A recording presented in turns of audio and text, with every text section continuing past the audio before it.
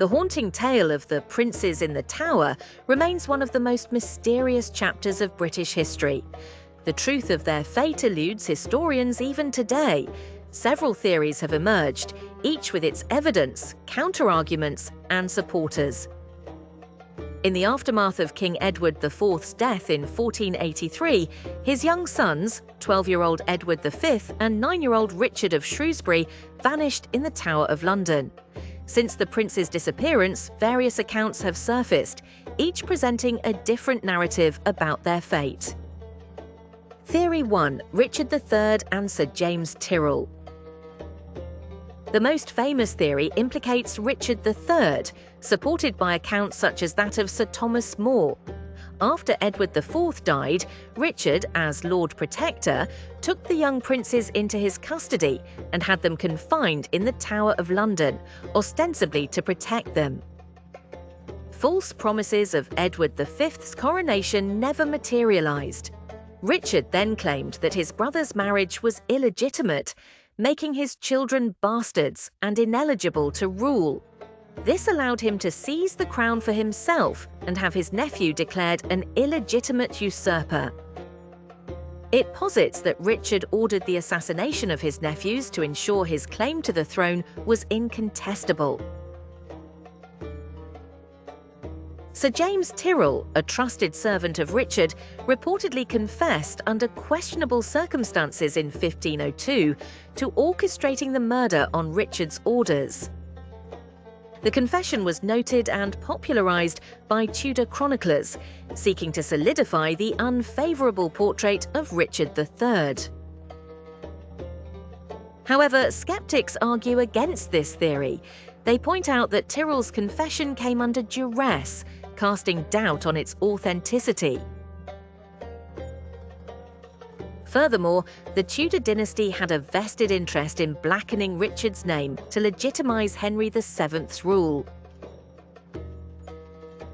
Despite this, the portrayal of Richard as the villain remains one of the most popular versions of the prince's fate. Theory 2. Henry VII. Another angle suggests the princes were victims of Henry VII's ambitions. As the first Tudor king, he faced multiple attempts by impersonators to claim the throne as the missing princes. To secure his rule, it is speculated that he may have had the boys killed. Counterarguments against this theory highlight the lack of direct evidence implicating Henry in the murders. Henry's reign was indeed plagued by impostors, yet the considerable propaganda targeting Richard III indicates efforts to pin the blame squarely on him, possibly to divert attention from other potential culprits. Theory 3. Natural causes. A less sinister theory suggests the princes may have succumbed to natural causes, such as illness. This theory posits that Richard III concealed their deaths to prevent unrest and maintain control over the kingdom. Yet, questions remain. There were no witnesses to support this theory, and although the remains of 2 children were discovered centuries later, they have not been definitively linked to the princes. Critics argue that if illness took their lives, Richard could have leveraged the situation in his favour politically. Theory 4. Survival. A more intriguing possibility claims that at least one of the princes, Edward, survived. Historical records mention a 1487 receipt from the Holy Roman Empire for pikes supposedly meant for a son of King Edward. This, coupled with accounts of a coronation in Dublin for a King Edward, gives some pause. However, this theory is contentious. The coronation in Dublin might have been for the pretender Lambert Simnel, and the receipt may be misinterpreted. Historians are cautious of lending too much credence to these sparse records.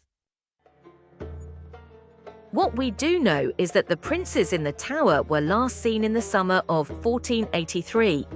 An attempt was made to rescue the princes, but it was unsuccessful. They were last definitively sighted alive playing in the Tower of London Gardens around June 16, 1483, and were never seen again.